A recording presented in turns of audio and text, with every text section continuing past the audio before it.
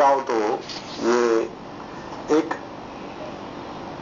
खगोल शास्त्री यानी astronomical phenomena है।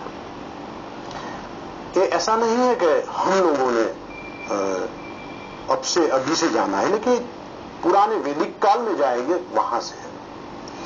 मेरे पास एक वेद का एक जो मंत्र है, वो श्लोक है, इसमें मंत्र है वेद मासो धृत वृतो द्वादश प्रजावतः वेदाय उपजायते। तो ये ऋग्वेद संहिता का उसका मंडल वगैरह है, 1:25:8 है। इसमें बताया गया है कि ये जो 12 महीना है इसमें अधिक मास उत्पन्न होता है। तो कैसे उत्पन्न होता है, मतलब कि हमारे वैदिक काल के लोग भी जानते थे। अब वैदिक काल ऐसा नहीं कि सिर्फ हमारा है, वैदिक टाइम तो पूरे समाज यानी पूरी दुनिया के पूरे विश्व के वो पुरातन समय का है। वो कुछ लोग बोलते हैं जर्मनी में था, अभी जर्मनी वहां था, वहां से चलते चलते नीचे आया, नीचे चलते चलते आया, जो लोग वहां रहे आर्य वहां रहे, वो प्रदेश का नाम आर्यान हो गया। तो आर्यान का अपभ्रंश हो गया ईरान। कुछ लोग खैबर घाट बोलद घाट से यहां आए, वो सिंधु के किनारे रहे, सिंधी लोग बोलते हैं सिंधी, तो सिंधी बेसिकली सिंधु नदी के किनारे रहने वाले हिंदू हो गए। थोड़े लोग उधर की ओर चले गए, वो थोड़े नाक वाले वो मंगोलियन बन गए, वहां थोड़े ग्रीक वाले बन गए। ऐसा एक इतिहास है। तो पुराने इतिहास में देखने जाओ तो वैदिक पीपल क्या करते थे, वैदिक लोग, तो वैदिक जो प्रजा थी उसका मुख्य 2 ही काम था, यज्ञ आगादी करने का, क्योंकि वो ऐसा मानते थे यज्ञ आगादी से वर्षा ऋतु आती है, क्योंकि उन लोगों को इतना ख्याल था कि हम ऊपर से लेते हैं तो ऊपर भी कुछ देना पड़ता है। तो उसी हिसाब से यज्ञ आगादी चलते थे, अग्नि को वो पूजा करते थे। आप देखेंगे तो अभी भी ईरान के कुछ लोग जो पारसी लोग हैं वो भी अग्नि की पूजा करते थे। तो जो वहां से आया है, तो ये समझ लो कि दूसरा काम था उसका खेतीबाड़ी, कल्टीवेशन था। ये 2 मेन बेस है। वो 2 मेन बेस में जो कल्टीवेशन था, खेतीबाड़ी, इसमें सबसे बड़ी जरूरत थी वो ऋतुओं को जानने की, क्योंकि जो ऋतु रहती है कि ऋतु के हिसाब से खेती रहती है, मतलब कि कब बारिश आएगी, कब बीज बोए जाए, कब पॉसिबिलिटी है कि कब हम हल चलाए, उसको ध्यान में रखते हुए ये ज्योतिष शास्त्र में सबसे पहली जो चीज बनी है देखने जाओ तो मुहूर्त शास्त्र बनी है, टाइम निकालने। तो ये मुहूर्त शास्त्र बेसिकली रिलेटेड तो वही होगा, सूर्य से होगा कि पृथ्वी की ये पोजीशन आएगी तो गर्मी ज्यादा होगी, यहां ठंडी आएगी, यहां ये बारिश आएगी। तो चक्कर ऐसे घूमता है, ऐसे पृथ्वी झुकी हुई है। तो इसी चक्कर से वो पूरा जो चक्कर लगाती है पृथ्वी, तो इससे जो बन जाता है सूर्य का वर्ष, जो मैंने यहां लिख के लाया हूं, सूर्य का वर्ष है वो 365 दिन, 6 महीना, 9 दिवस, 9.540280, ये इसका माप है। लेकिन इसमें एक पद्धति ऐसी भी हुई कि मुहूर्त निकालने के लिए हम चंद्र का ज्यादा यूज करते थे, जो हिंदू शास्त्र में बेसिकली का, क्योंकि जो लोग इधर की ओर झुके, खैबर घाट बोलन घाट से इधर की ओर, जैसे पाकिस्तान है वो भी चंद्र पे, उसका पूरा पंचांग देखोगे वो चंद्र पे डिपेंड है, समझते हो। और हमारा लोग का भी चंद्र पे डिपेंड है।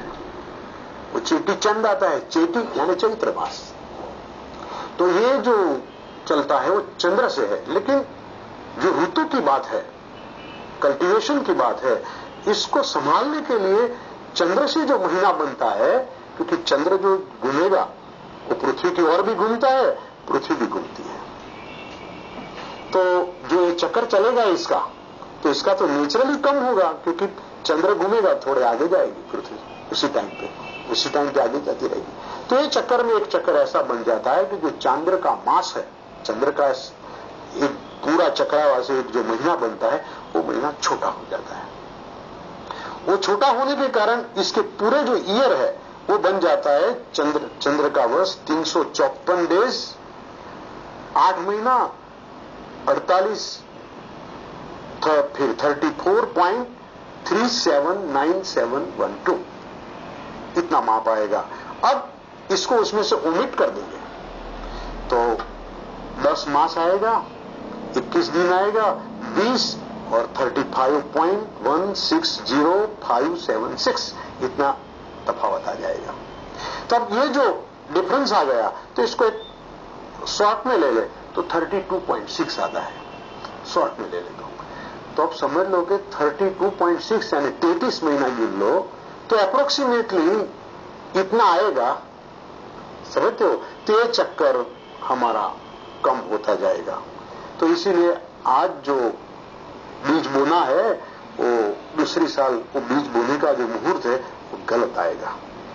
तो इसको समझ कह सकते कि उसको कॉम्पनसेट करने के लिए राइट। तो ये कॉम्पनसेट करने के लिए ये हमारे खगोल शास्त्रियों ने, हम जो आर्यभट्ट है कि ब्रह्मगुप्त है कि भास्कराचार्य है कि उसके ग्रंथ देखो, उसके आगे महर्षि गर्ग के देखो, इसके वो सब देखोगे तो उन लोगों का सब बेसिकली वही मोड रहा है कि कैसे भी करके ऋतुओं का भी फायदा उठाना चाहिए, क्योंकि मुहूर्त देखने के लिए हमें ऋतुओं का भी मुहूर्त आएगा। देखो किसान पूछने आएगा कि भाई बारिश कब आने वाली है, कब बीज बोए जाए। तो ये जो बीज बोना है वो जो मुहूर्त निकालने का है उसके लिए ऋतु का फोरकास्टिंग करना है। तो ये बिल्कुल जरूरी बात बन गई कि ऋतुओं को एडजस्ट करने के लिए कुछ ऐड करना चाहिए। तो वो जो ऐड किया वो अधिक मास बन गया। ये अधिक मास जब भी आता है तो अलग अलग महीने होते हैं, राइट। उसका कारण क्या होता है? कभी बारिश के मौसम में आता है, कभी ठंडी के मौसम में आता है, कभी गर्मी के मौसम में। ठंडी में ज्यादातर से कम रहता है, लेकिन समझ लो कि फाल्गुन महीना से लेके उसमें ज्यादा आता है। लेकिन इसका एक चक्कर ये भी है कि जो ऊपर जो पॉइंट बढ़ गया, एग्जैक्ट 30 डेज नहीं आते हैं, एग्जैक्ट 30 नहीं आते। ऊपर ये जो बढ़ गए ना, मैंने बताया ऊपर जो थोड़े घंटे और दिन बढ़ गए तो दिन टोटल होते होते आगे डिस्टर्ब करेगा। इसीलिए दूसरा एक मास आ जाता है जिसको क्षय मास बोलते हैं। इसीलिए एक्चुअली अधिक मास जो है इसको कुछ लोग मल मास बोलते हैं, लेकिन मल मास के 2 प्रकार है, एक क्षय और एक अधिक मास। अच्छा, तो ये अधिक मास में कुछ अच्छे काम नहीं होते, शुभ मुहूर्त नहीं कर सकते, शादी ब्याह ऐसे कुछ भी नहीं किया जाता है, वो क्यों? और उसमें क्या पूजा पाठ क्या करनी होती है? वो धार्मिक में एक चीज ऐसी रहती है कि हमारे जो धर्मशास्त्रों में सूर्य का जो संक्रांति होता है ना, मतलब एक राशि से दूसरी राशि में जाने का, उसको संक्रांति का एक पर्व मानते हैं। वो पर्व का महत्व देते हैं क्योंकि सूर्य है आरोग्यम भास्कर आदिच्छित, सूर्य से आरोग्य का महत्व है। तो ये पूरा चक्र मनुष्य की हेल्थ, खेतीबाड़ी, जगत का विकास, ये सबसे संबंधित है।